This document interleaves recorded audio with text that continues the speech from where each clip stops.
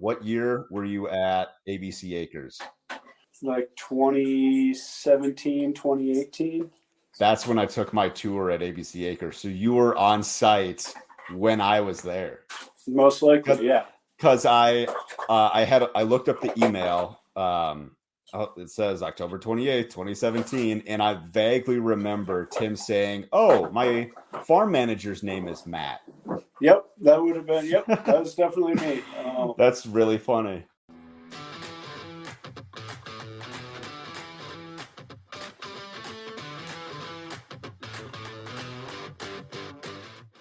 This is the Farm Hop Life podcast, a traveling homestead family. I'm Matt DeRozier. Tonight, I'm talking with Matthew Sargent of Advanced Agroforestry out of Hamilton, Montana.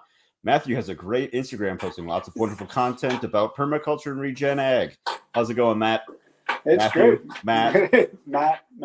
Matthew, whatever. Sarge. It's not late for dinner. Yeah, Sarge is what most people have called me for a while, so I'll go by any of it. Life's good. Good, man. I'm glad we could connect this way. Yeah. So I got your contact info from a mutual, Joe Singer down in Victor there, and so I started following him on Instagram, and I was like, oh, whoa, this dude's like into tons of cool stuff. Like, this is sweet. I gotta have him on the show. So yeah, that's why you're here. How did you get started homesteading? It's I grew up in Colorado, was a professional ski bum for most of my adult life, and that's how I met my wife. I was ski patrol at Beaver Creek. She worked at Vail. She got in, she did a nutritional course, and she's a holistic nutritionist, herbalist, etc., all that jazz. And the more she got into food, the more we realized that even the healthy food was kind of junk.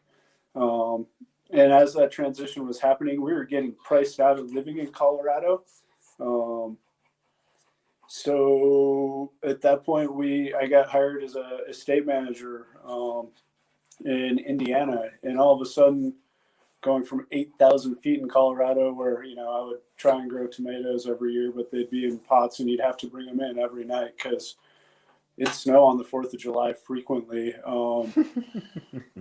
So we were in Indiana. I had always dreamed about homesteading and how cool it'd be to be in charge of your own food production. And all of a sudden it was like a real reality, 8,000 feet, like you can homestead, but it looks a lot, you're not growing a lot of vegetables and produce. You're really relying on meat products. Sure.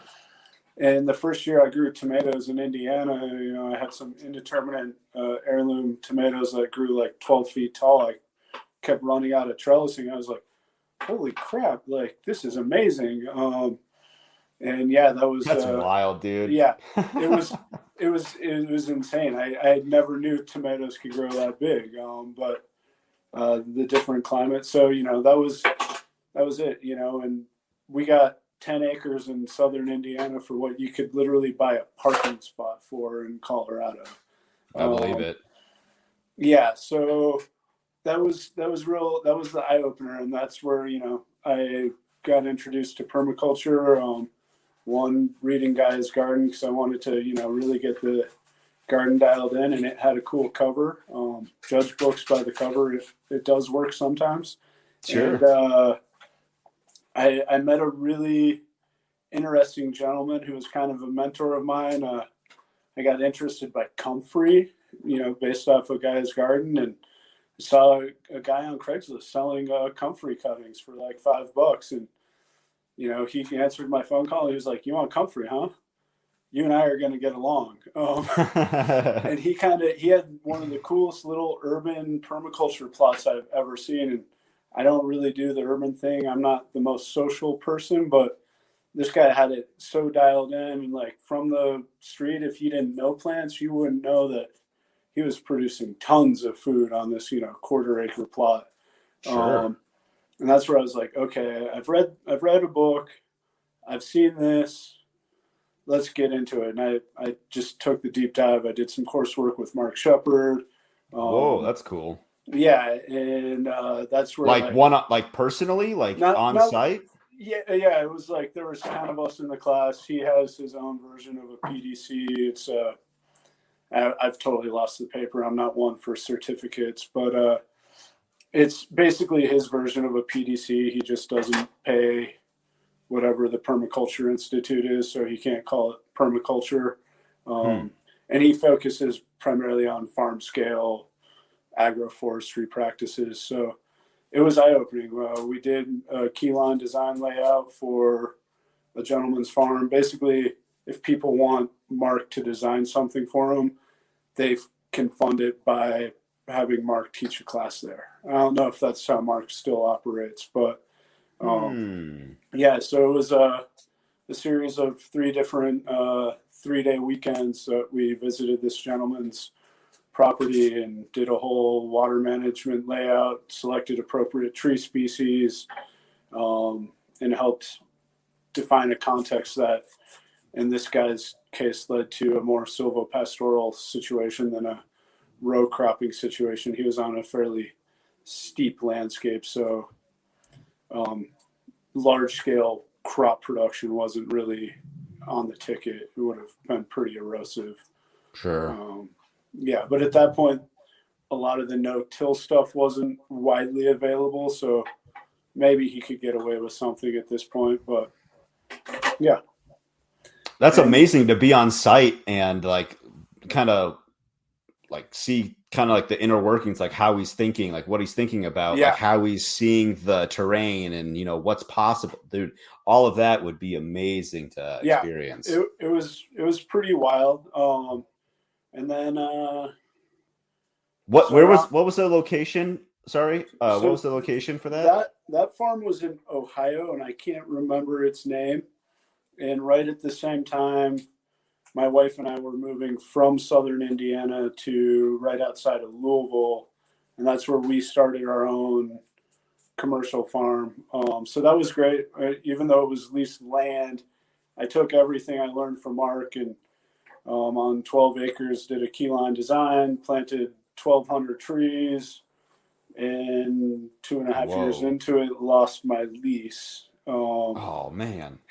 Luckily, um, going into it, we did sign as part of the lease agreement that they would pay me whatever the trees were worth if I ever left at So like a that point. million dollars?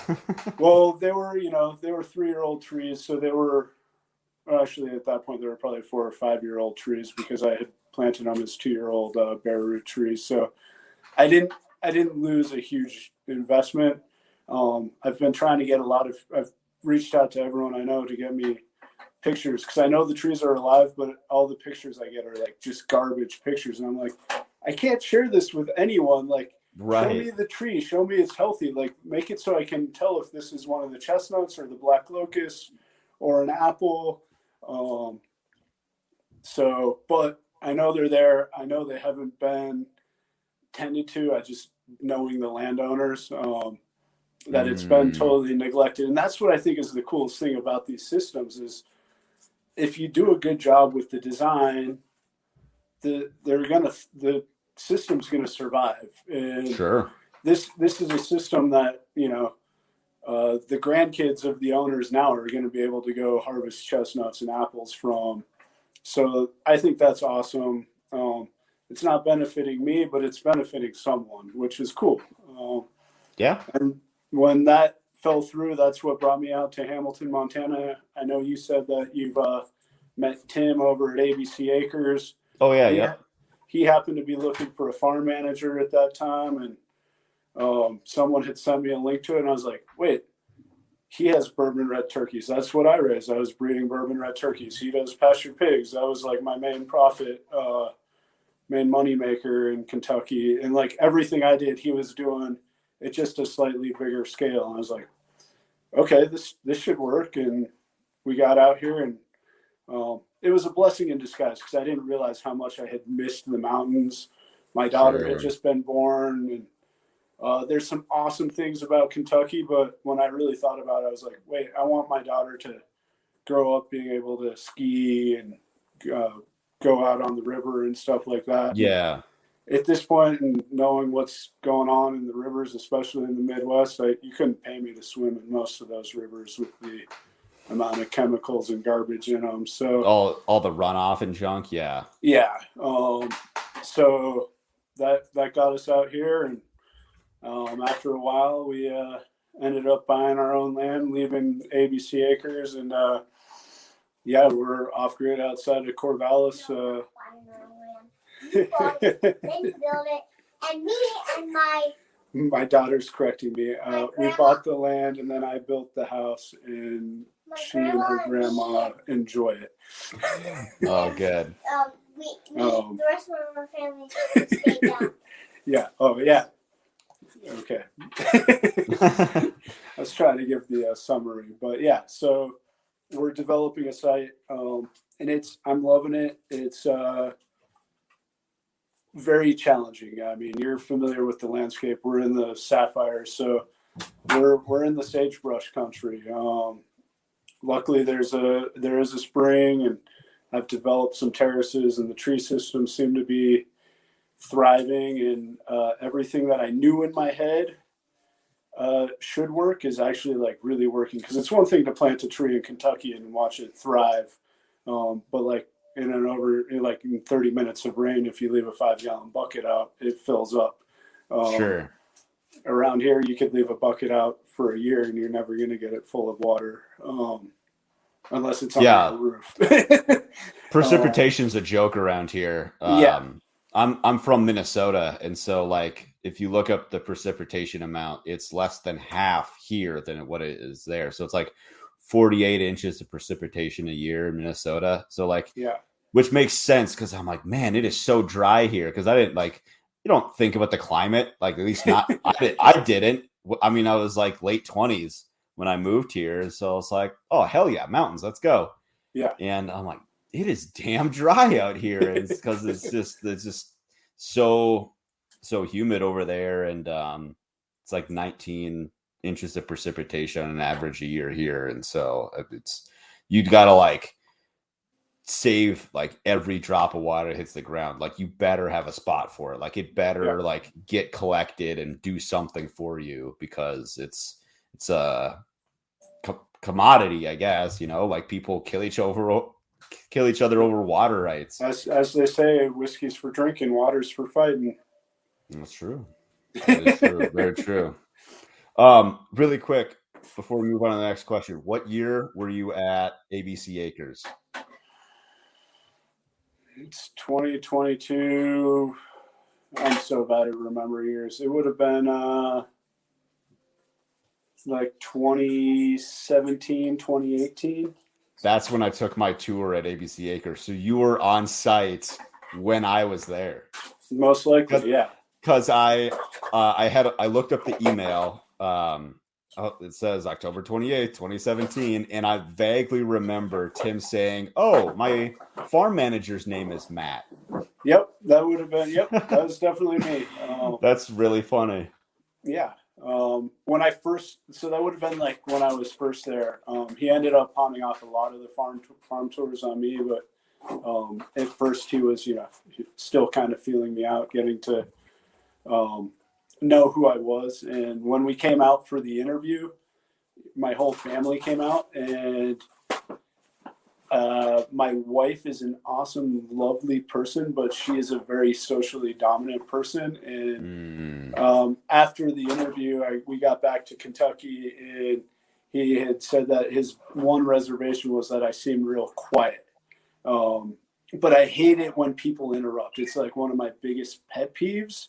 So I just kind of let the conversations they were having happen. Oh, yeah.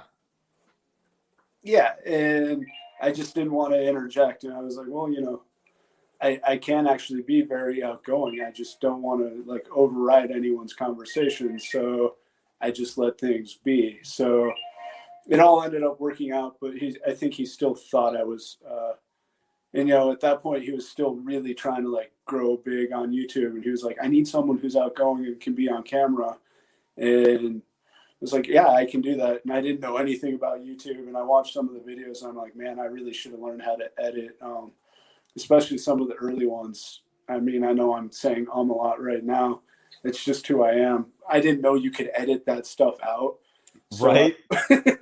I watched some of the videos and it's super, there's great information in them, but I'm like, man, I am so cringe in this. But that was a big learning curve. That was fun. But yeah, that was an awesome farm. Good times, good people. Definitely. Yeah. So what motivates you to grow your own food? I find like it's actually a big part of it originally was the health aspect, being in control of my food supply and knowing what went into it. Because even with the organic produce, having been in the industry for a while, I know that like there's stuff that I don't necessarily want to adjust in growing practices that aren't very sustainable. I am deeply motivated by sorry. I am motivated by the environmental side. I'm sorry. Poppy, I am really busy right now. I don't know what to do. It's fine.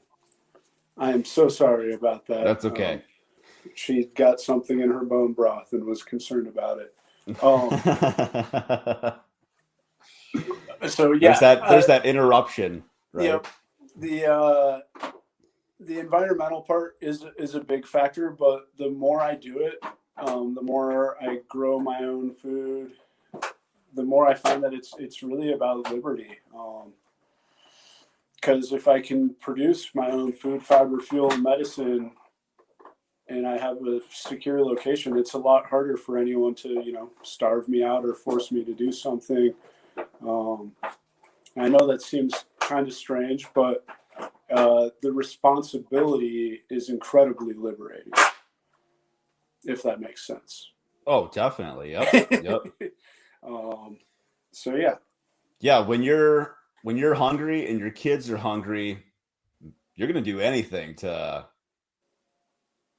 even if it's something that goes against your principles or morals, like gotta eat, kids gotta eat, like whatever. I'll do whatever to make sure my kid's fed. But like if you can feed yourself, they take that power away from you. Or sorry, you take that power back. Take the power back. And one of my biggest motivators now and through the work I've been doing is, homestead handyman is I really like helping the community become more resilient. And, I try not to buy into the fear mongering that's happening in the country right now. But, when you have the president talking about how there's going to be global food shortages, knowing that I'm helping my community members learn how to grow food and install systems that allow them to be more productive and create a food security for themselves, a resilient communities makes it a safer community for me, because not only am I secure with my food supply, if everyone or most of us have a secure food supply, then I'm not a target. I'm not the guy, hey, there's that guy up on the mountain who's got a greenhouse and sheep and whatever else, and we know he's growing food. Every other person, that'd be the goal. Eventually, everyone in the county has their own garden, at least, livestock if appropriate, because if everyone has food security, no one's wanting, you're not a target. So I'm really big into the community thing lately. And just today, like the importance of community really hit me hard. I consider myself a jack of all trades. I know you do handyman work. 2 weeks ago, my well pump fried, and it's like one of the few things that I don't know much about, and jump on YouTube, and all the YouTube videos are like troubleshoot X, Y, and Z. If these are all wrong, it's the pump. Whatever you do, don't touch the pump. Call an expert. I was like, wow, like YouTube, like you can find plans to build a freaking spaceship on YouTube. So if the people on YouTube are telling me call an expert about a well, call a well. I live 6 miles up a pretty fun road. I get to go four-wheeling whenever I come to town. With the rain and snow, it's been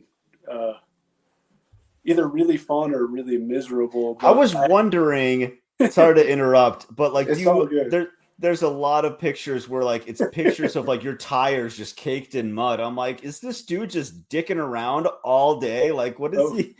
No, Like, that's does he just work? commuting. Yeah, no, I do work. That's generally like just pictures of the commute, taking the chains on, taking the That chains makes off. sense now. Yeah. So yeah, no, that's just my road. So I had two well guys like come up and look, and they're like, "Screw this road. We don't want anything to do with it." I was at the point where man, I thought I was gonna have to do it myself. I had it all prepped. Finally got a third guy to come up. He actually installed the pump. I took really good notes. I'm getting another backup pump, so in like 5 years, 10 years, when it does die, I'll be able to take care of it myself. But between me and the pro, wires got crossed, and I was up till like midnight last night trying to troubleshoot it. Still, yeah, and finally, like today, two of my neighbors swung by, and one of them was a captain he was like a merchant marine for 20 years, and whenever I think I'm a solid jack of all trades, this guy shows in and he's like, "Come on, son, let me show you how it's done." And right, he figured out where the lines got crossed within like 10 minutes, and I was able to take a shower in my own bathroom, which was, neighbors have loaned me their shower, but it's hard to like relax in a neighbor's shower. Yeah, having running water is a blessing, and without a strong community, I wouldn't have had that today. So very good point. I want to build the community up so people have those relationships, and I learned a lot today, and try and help my community in the same way. That's awesome. Yeah. So on your own property where you're at now, that you said you've got a couple different like techniques and methods. You got terraces, and you have do you have a catchment pond? Did I see?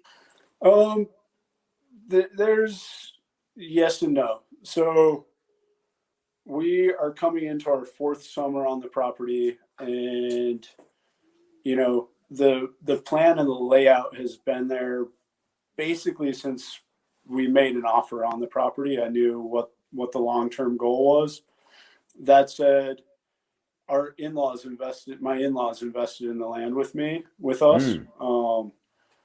The mortgage was, the monthly payments were one thing. Down payment was kind of out of a farmer's budget.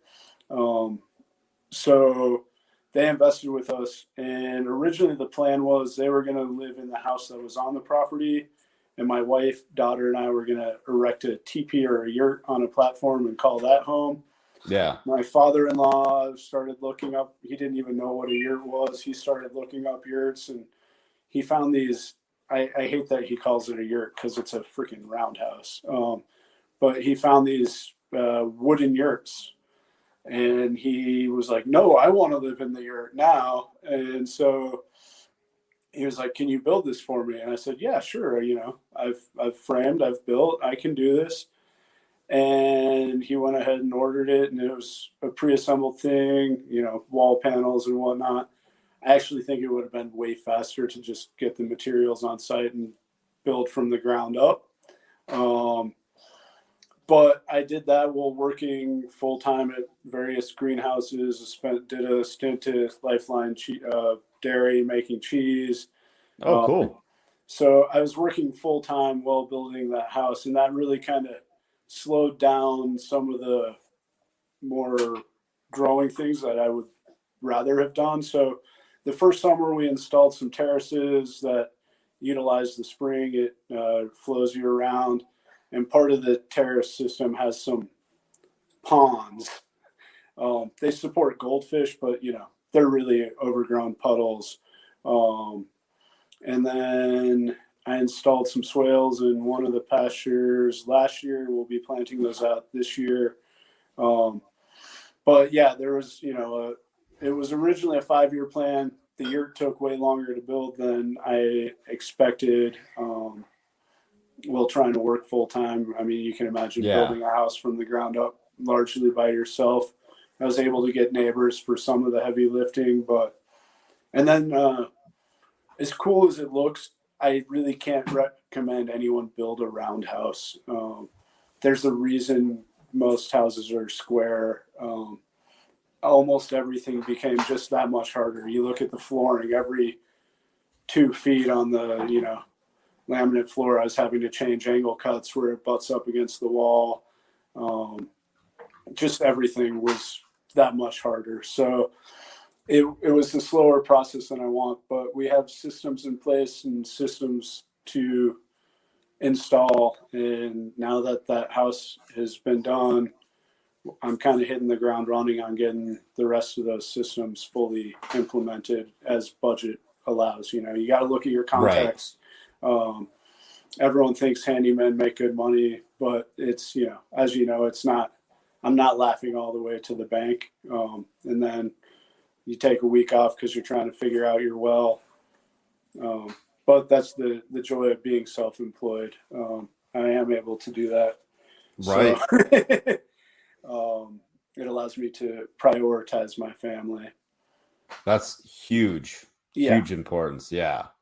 Yeah. The flexibility. And because man, I hate leaving my wife and kid here every morning, at the door, daddy's got to go to work.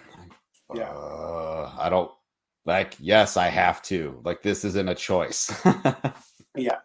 But you also got to kind of think you get to go to work because that allows you to provide for them, right? So it's an opportunity to do something for them. And I'd much rather stay home most days, but generally speaking, that doesn't pay the bills. And growing your own food definitely helps alleviate some of those financial responsibilities. But let's be real, it's 2022. Unless you were born with a silver spoon in your mouth, you got to have a source of income somehow. Yeah. And so growing most of your food, that definitely helps with budgets, but it's not going to solve all of life's problems. Right. How do your sheep integrate into your design? So the sheep will be rotationally grazed through what should be a silvopastoral system. As soon as there's baby trees, it's a silvopasture, right? I'm probably going to have to replace most of my herd because they don't seem to respect electric fence. And to put budget-wise, I just don't have the budget to fence off the entire 20 acres with a solid perimeter. Oh, yeah, that's a lot of infrastructure cost. Yeah, holy crap. So I've got a 5-acre plot that the previous owner had horses in that's got perimeter fence, but it's amazing. 5 sheep. I've actually been overgrazing, and I'm not proud of it, but I keep saying maybe we should butcher them, but I like having the sheep. But every time I put an electronet up, one of them gets tangled in it, and I've currently got Icelandics, so they've got wool. They'll respect it right after they're shorn, but that lasts about 4 weeks. So I either need sheep that, and I mean, I know the big guys, Greg Judy or whatnot, they would say, you kill any sheep that jumps out of the fence. And I was going to ask about that next. Yeah. Yeah. I should take that to heart. And that's what I would tell anyone else to do. We had goats and they were doing the same thing and they went bye-bye. Because, but the sheep, when they get out, they don't tend to be as destructive in the garden. Right. The sheep aren't as destructive. The goats, when they got out, they were goats. And as much as I loved the milk, I have to kind of say, if you're a goat person, there's something wrong in your brain. I've heard that a lot. Yeah. Come at me if you want. And that was actually one of those things. The first 2 goats I had, we had some dairy goats, miniature alpines, and they respected the fence. They were great. And I was like, all right, let's grow the herd. And we got a couple more and a buck, and the buck taught them all to jump the fence. And once he taught them that, the 2 that were angels to start with became devils. And they all became sausage. So maybe How was that? That tastes pretty good. Yeah, Goat it was pretty sausage. good. Yeah, I liked it. And you know, my daughter's in the corner saying I didn't like it. But needs more ketchup. More ketchup. That's generally the answer with a young child. Yeah. So I should probably take my own advice and do that with the sheep and find sheep that do respect fences. I know they exist, but would you go hair sheep? Moving forward, I would probably go to Katahdins. We raised Katahdins in Kentucky, and they were okay. I never had issues with them with the electric fence. Half the time, I never even had the fence on.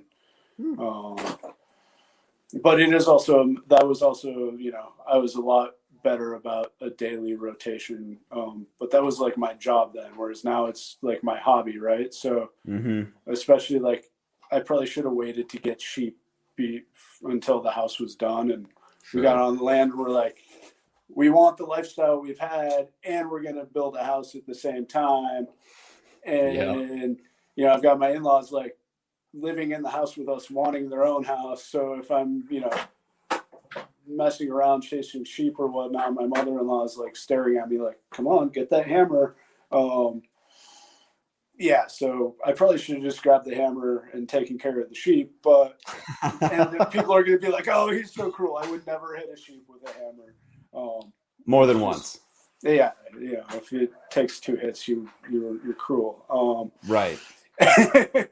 But yeah, so it's like I want the dream of sheep, but I didn't have the time to invest more energy into it. So we've got them there. I know the land will bounce back fine. So yeah, even people who know well, you know, you get in circumstances where you're like, okay, this is what I have for now. I got to work with it. Can't let perfect be the enemy of good, you know? So yeah, at least when I do butcher them, I still know 100% what they have been eating, what they've gotten into, and how they were raised is, you know,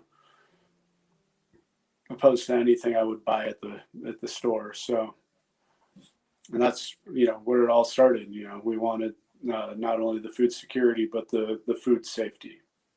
So yeah, definitely. Can you give me a couple of examples of what has worked? Like, what did you try that worked well? You know, like you talked about like keyline designs. Was there like a specific spacing that worked well, or was, you know, just that's just like a example like off the top of my head?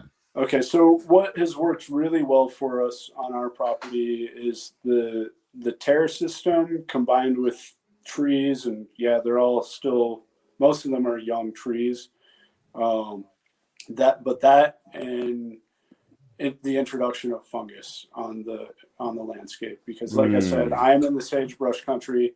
So I've got the terraces harvesting water, the trees providing the numerous climactic benefits that trees provide. And then I mulched everything as heavy as I could with the materials I had on hand and inoculated it with oyster and winecap mushroom spawn. And you've hiked around here, you know what the dirt looks like. It's hard to call especially in the hills, it's hard to call anything up there soil. And, you know, I'd have to dig through my photos. But last summer I have pictures in the terrace where I'm literally taking handfuls and going probably 6 handfuls deep into the dirt. And I mean, up there, it's mineral. It's not dirt. It's not soil, but it's behaving like topsoil. And that's because there's ground cover, dense planting, lots of cover crops in between any of the annual crops. We're focusing a lot on medicinal herbs. As I mentioned, my wife's an herbalist. So that's kind of our cash crop. And then the trees to shade things out, because people think of Montana and they think of the brutal cold. If you've never been to the Bitterroot, it's brutal hot in the summer. It's dry. It is true. And last summer was... You'll get a sunburn at 50 when it's 50 degrees out. Yeah, you'll get a sunburn. And like last summer, it got hot earlier than normal. You know, in June, we were seeing 100-degree temperatures in the valley. I'm on a south-facing hillside in the mountains. My site gets, like, as far as producing my own power, the solar gain is freaking awesome. I produce more power than I can store in the summer. I'm always like, man, we need to buy more batteries. There's a lot of power just going straight into my grounding rod because I can't harness it. But plants have a hard time with that. But getting the trees up there for shade and some ground cover and water and fungus, the site is transforming. And I know over the next 5 to 10 years, that's going to move downhill onto into the baby silvo pasture. I'm not going to be able to afford to mulch that. I can't haul that much mulch up there. That would beat the crap out of my truck, or a dump truck driver would hate me. They'd say, no, or we did one load, we're not coming back up here. So, in a pasture is, zone 3 or zone 4, you typically don't mulch those. But over time, as the baby trees, and that's all going to be planted mostly with pioneer species, they're going to be dropping leaves, and the fungus is there. It's going to spread. I know that's going to take off. That's not an academic knowledge thing. I've observed incredible growth and transformation in 3 summers from installing some water management and trees. And the fungus is there. I'm not going to need to inoculate anything else. That wine cap's going to spread spores, spread in the ground. And then as far as spacing of tree rows and like a keyline system, I don't even know if you're allowed to use the word keyline. I know the Regrarians people own the term, so whatever. Modified contour design, slightly off contour, rectilinear contour. I don't know what the right word is. I've seen where other people are using lowercase k for keyline, whereas the Regrarians own a uppercase K. I'm not a trademark lawyer. I'm just a guy who's into growing food efficiently and sustainably. So the spacing of rows, in the designer's manual, they'll say that it's going to be based off of your gradient, and more technical than I can probably get without pictures, but basically canopy height, you want your lowest tree, or like your downhill row, to be at the base of the uphill one. So like from downhill, it just looks like a forest, but there is that open space. I'm going to disagree with that. I'm going to say it's based off of context. What do you want to do in between the rows, and what machinery might you want to run in it? If you got a big old tractor and you're thinking, 1/3 of this land I'm going to hay every year, you're going to want to be able to make sure that your 30-foot hay mower can make 2 passes in between rows, or 3 passes. Are you running cattle or are you running sheep? Because even though you want a tight mob with your cows, you also want them to have room to run and be cows. So if you're saying I'm going to have sheep, maybe you're going to go with 30-foot rows. If you're going to have cows, you might want more 60-foot. In Kentucky, my design, I think 60 feet is generally a good spacing, because it kind of allows for almost any species you would want. If you're going to be using electronet, maybe you want to go 64 feet, since like the small roll of electronet, 64 feet. That way you have one span of that wide. That makes sense. You can do like 2 or 3 rows long and another one wide. But a big thing of keyline is that it's curvilinear. So your rows are parallel with each other. 1 or 2 of your rows might be on contour, but the others are going to be slightly on or off contour, but at a low enough grade that water isn't causing erosive damage when it's moving down them. It's just slowly moving, so you can still get that infiltration and not erosive.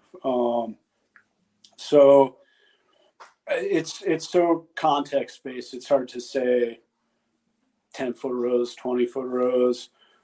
Obviously 10-foot rows, you're looking at growing a forest, not not necessarily a savanna. And really an agroforestry system, you're modeling you're mimicking the savanna ecosystem, which is one of the most prolific, productive ecosystems out there. So yeah, you don't want a closed canopy. I mean, Right. a lot of permaculturists talk about a food forest, and I think a baby food forest before it matures is a really abundant, productive model. But once that canopy closes, you're going to be getting lots of fruits and nuts from your trees and your shrubs with good design, but that's going to eliminate your annual production. And I know like the hardcore permaculturists say, oh no, it's all about perennials. Well, if you look at a wild ecosystem, annuals are still part of that system. And then if you look at the human diet, 80% of our food is annual crops, right?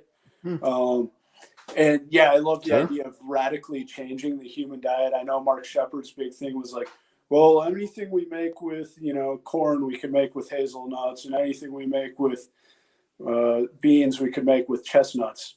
That's great. But like that takes a radical shift in the way the nation, if not the globe, eats. And I like the idea of radical change, but I don't know that that's a reality. So, look at hemp. Like everyone thought hemp was going to be the next big product, and a lot of farmers put a lot of money into growing hemp, and a lot of farmers lost a lot of money and watched a lot of hemp rot in the field because we didn't have the processing facilities for the hemp. Like, yeah, hemp concrete is freaking awesome. No one makes it. Hemp plastic is great.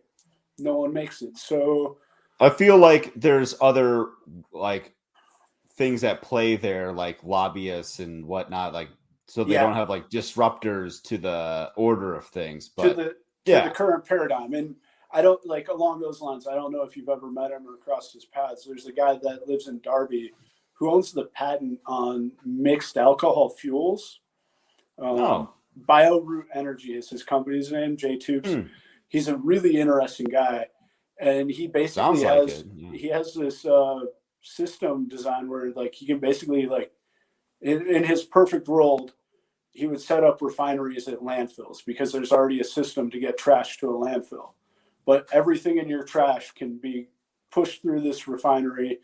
Your byproducts are basically silica because that's not going to go through it. But anything carbon-based, whether it's a petrocarbon or a carbon, can become a ethanol fuel.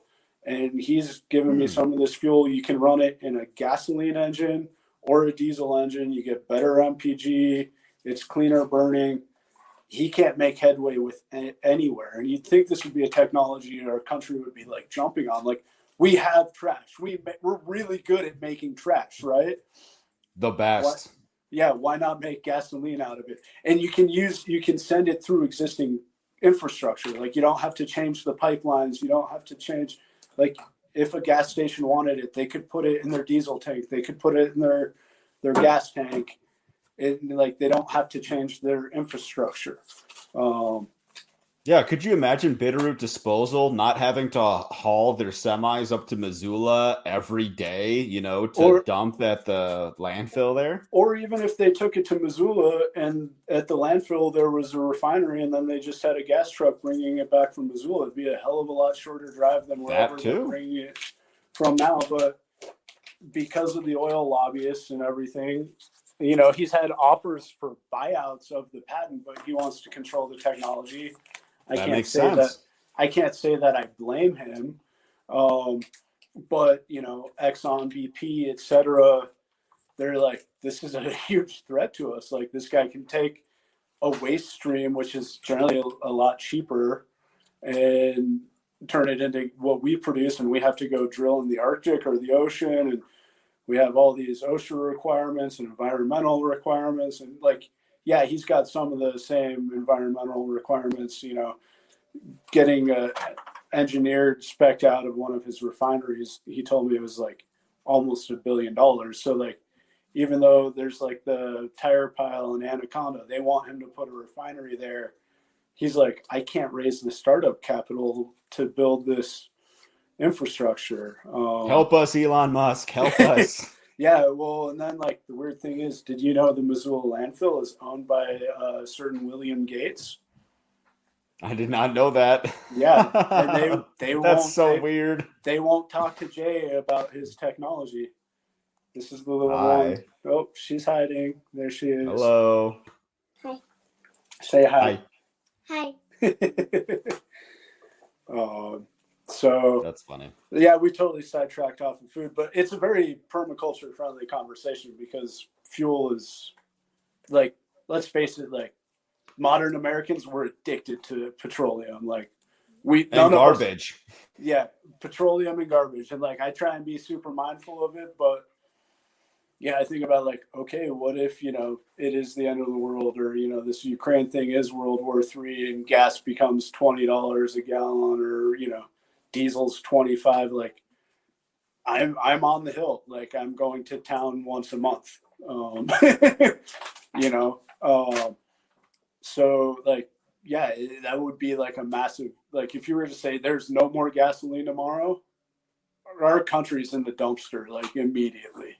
Oh yeah. Like people are, yeah. Just really quick, the whole 60 million barrels in reserve type thing. Yeah. I looked that up. We use 20 million barrels a day. So cool. We have 3 days worth of gas like in reserve. Like that does us almost no good. You might as well just go to zero. Like big whoop. Yep. So but should we get back to we could be talking about trash. I sidetracked it. No, that I love it. I love it. I just want to be mindful of your time is all. Yeah. No. So what have you tried that failed, that didn't work well, other than having demon goats and like devil sheep? Demon goats and devil sheep. Let's see. Things that I tried that didn't work. Besides that, I'd say the biggest thing, and it's, you know, the biggest mistake that I've made and I see other people make is saying they want everything at once.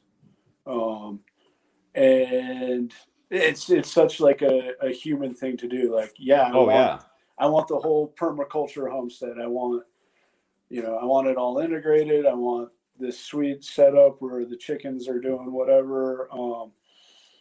And you got to add things one at a time, or like a couple elements at a time. And that's part of what happened with the devil sheep and the demonic goats is we said, okay, well, I was able to manage all of this in Kentucky. I managed a similar thing for Tim. Let's start with all that, and I can build a house at the same time. And that's probably why the goats and the sheep haven't panned out the way they wanted, is it was too much at once on a new site. Sure. Whereas if I had been more strategic, and I thought I was being strategic, like there are projects that are coming online this summer as soon as it stops snowing at my house. I don't think you got snow this morning. I had snow this morning. I don't, just rain. Yeah. Yeah. I had about 2 inches on my deck this morning. So, it's hard to jump into projects, especially with the well down, but I thought I was being strategic. I still took on more than I was capable of managing at that time. So the biggest thing I can tell people, and I tell clients, is I try and really define their context with them. Where are you right now? Where do you want to go? Let's build a map. Let's make it a realistic map. Because if you go for it all at once, it's going to be more than you can manage. You're going to get stressed out. And I'm speaking from experience. You're going to get stressed out. Mm-hmm. You're going to be overwhelmed, and it's not going to be fun. If it's not fun, it's hard to maintain a good mindset. It becomes work. All of a sudden, I have to go to work. I have to go weed the garden. I have to do, whatever. And even though, call me weird, I like weeding. I don't do a lot of it because I don't really find it to be a productive use of time. But I digress. Where was I? So yeah, it just when there's too much at once and you don't have systems totally refined, and any new system, even if it's something Jeff Lawton has done or Joel Salatin or any of the big names or myself, you have to make sure that it works on your site within your operational context, and your knowledge and abilities, right? So when you throw too much on your plate at once, all of a sudden you're kind of stuck with the eating the elephant proverb.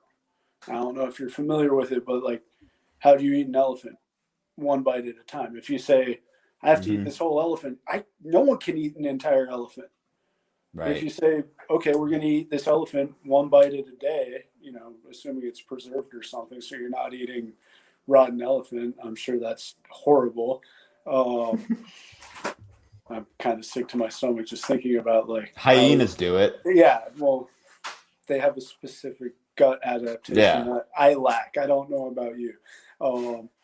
Transplant. Yeah. So keeping things manageable based off of your skill, off of your context, which is going to be defined by your skills, your abilities, your time, and keeping things realistic, because we all always want the perfect system, but a good system is way better than a perfect system in theory that's failing in reality because it's more than you can manage. What? Sorry. You got 10 minutes left? I mean, she's being good. Yeah, we can keep going. Okay. Yeah. I was like, okay, which one of these questions do I want to go through? Okay, just let me know if you got to get going. I'll start playing the Oscars music, you know. Am I allowed to play music through this? Do they even still do that? I haven't watched TV in so long. I saw highlights of the pimp slap. The pimp slap. Weak, fake. I agree. So what's been the biggest challenge in farming that you faced? Is it time? And I think time's the biggest challenge for anyone in any field. When it was my own operation in Kentucky, the hardest year we had was the year my daughter was born. My wife, she was born in June. Having a baby in June when you're a farmer is a really bad idea. We're totally blessed to have her, but prior to that, no, she didn't ruin anything. But prior to that, my wife and I, like, we co-ran the farm. We both, you know, we had our individual tasks, but I basically lost my employee, and for some wild reason in our head, we're like, okay, you know, the market garden, we were doing a little bit of everything. We had the market garden, we had herbs for her herbal products, we had livestock, and it was kind of one of those, you know, the herbs in the market garden, they cash flowed the hogs and the turkeys until butchering time, because when you're raising heritage turkeys that take 8 months to get to butcher weight, you have a substantial investment in them, and you gotta feed them to get them to butcher weight. Even in a pasture-based system, it's kind of the one downfall of omnivores, and I can talk about omnivores as a food source later. But so as far as the market garden, our biggest cash crop had been heirloom tomatoes. And 2 or 3 years in a row at my Saturday market, you know, my farm was voted the best heirloom tomato producer. I took a lot of pride in my tomatoes, and we said, okay, you know, as far as the market garden goes, like, other guys are making a killing on lettuce. Lettuce doesn't excite me. We're making money on tomatoes. Let's double down on tomatoes. So that summer we went from 200 tomato plants in the ground to 500, and it was me and the pigs and the turkeys, and it was more than I could manage. So we ended up with like 300 productive tomato plants. So it's still a lot. Yeah, we 50% increase. Not 50%, 50 plant increase. But yeah, so that was kind of the biggest fail, because almost everything kind of, you know, the hogs and the turkeys did really well that year, but the annual crops that year were lackluster. It was more than I could keep up with, and still try and feel like I was contributing as a father and not just spending, you know, 14 hours a day in the field between planting and harvesting and maintaining and packing up. Farmers markets are super fun, but they're also super exhausting.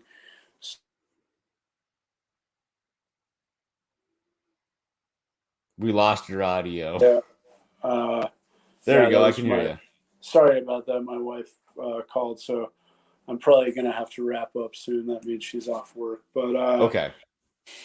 Yeah, so that was not, and that's thinking I'm capable of more than I am, or not realizing the impact that having a child is. Yeah. So, and it goes back to time. And I think regardless of the industry you're in, time is generally the biggest limiting factor. You're a handyman, like you get paid an hourly rate. Like if you sometimes, by the way. Okay. Sometimes. Okay. This is a side gig. But so you do your handyman thing. If you were to say you wanted to double your income as a handyman, you either have to double your rates or work twice as much, right? Is working twice as much an option? And is doubling your rates an option? Maybe doubling your rates is an option, but what if you want to quadruple your income because you're looking at this new piece of land or something like that? I guess I'd have to take on the more profitable jobs instead of doing less, and like just do less, least profitable jobs. I guess it would be another way to look at it. But eventually you're going to hit a roadblock where you can only do so many jobs in a week. So then and that's just where I'm saying time is our limiting factor, and it's the only investment we make that we can't get back. You can make a financial investment. Hopefully you do well and you get an ROI. When you invest your time, it's gone. And so the more I think about that and the more aware I become of it, the more mindful I am about how I choose to invest my time. That makes sense. Yeah. Well, hey, if you got to go, let's do a part 2. We'll schedule that. I don't know, sometime. Maybe next week. That would be cool. Sooner would be better than later. All right. We'll figure it out. And don't want to leave people hungry. Yeah. Yeah, that's true. So hey, why don't you tell people where they can find you on your Instagram and whatnot? So as of right now, it's pretty much just Instagram at Advanced Agroforestry. I don't think there's an underscore anywhere in it. I'm sure there's. That's okay. I'm sure there's show notes we can put it in, and then it's also my that's for Advanced Agroforestry, the business I'm trying to build up, coaching and design. And then my personal Instagram is at Sarge, SARGE _Matthew, with 2 T's, because I had a guy write my name with 1 T yesterday. I was like, how do you not know how to spell the most common male name in America? But, whatever. So, yeah, that's where you can find me. I'm working on developing the website for Advanced Agroforestry, but one-man show, so that's probably a couple weeks out. So just find me on Instagram. And I mean, there's a corresponding Facebook page for Advanced Agroforestry, but I don't ever go onto Facebook. So you can find it there. But if you leave me a comment, I'll find it a month later. So yeah. We'll just link your Instagram then. Yeah, that'll be safe. Perfect. Do you wanna plug your wife's Instagram too? She's at 2 Poppies Apothecary. She makes amazing products, teas, salves, all the good herbal goodies. She also does body talk and functional nutrition and a whole laundry list of amazing health and wellness stuff. So check her out. She makes cool needle felted hats of people's dogs and cats that are actually I'm blown away. It was something like one day she was like, I'm going to try and make this. And I was like, dude, you every dog or cat someone sends her a picture of, she nails it. She captures the animal's personality, what they look like. It's not really beanie season anymore, but if you know some, like, who doesn't love their dog? It is at your house, apparently. Yeah, it is at my house. In the morning, it's still like, come 2:00 when I headed down the hill today, I was like, okay, it's time to put on a t-shirt. Right. But yeah, so that's her. She's awesome. Good stuff. Yeah. We're going to go to the Mother's Day thing, by the way. Oh, yeah. At Two Poppies Apothecary. Yeah, so she does her Mother's Day event. If you're in Montana, check it out. This is going to be her 3rd year doing it. And as of today, she's got 30 vendors. It looks awesome. Music. Like, we were looking at some of the merch that's going to be there, and it's like, wow, this is actually like quality stuff, not like other like made fair type things. Like, nice stuff. She doesn't let just anyone do it. She does a really good job curating awesome creators and that's vendors. Awesome. It's at Great Bear Native Plants, which is a cool greenhouse. I worked there last summer, and all native plants. So they do a lot of restoration, or they supply for a lot of restoration and reclamation projects. So if you're into plants and you're in the area, they'll have plants. There's a lot of other people who are going to have stuff you're not going to be able to find at a nursery. So I think 2 years ago I bought some like stinging nettle starts. Like, who sells stinging nettle starts? Not a lot of people, but if they do, they're awesome. So right, yeah, yeah. And thank you so much for the invite. You're welcome. Yeah, I'm glad we could do this. I'm dying to talk to you some more. So we'll schedule something. Yeah, we'll talk soon and get it on the books. Awesome, sounds good. Thanks for being here, Matthew. Thanks, Matt. Have a good evening. You too. That was a lot of fun. I'm looking forward to bringing Matt back on, and we can talk more about garbage for maybe another 20 minutes, who knows, and finish the rest of my interview questions and get into some other just off-topic stuff. That'd be a lot of fun, and I'm probably going to invite him and his family over for a barbecue at some point. That'd be cool too. So, yeah, if you like this show, you can support us. farmhoplife.com/value is where you'd find that. Support us using some cryptocurrency. You can get in contact with me, matt@farmhoplife.com. And go to our website, farmhoplife.com. You can also apply to be a guest, farmhoplife.com/guest, and share this show, share this podcast, this video, anywhere with anyone. Bother people about it. Also, if you forgot, it's farmhoplife.com. Go feed yourself.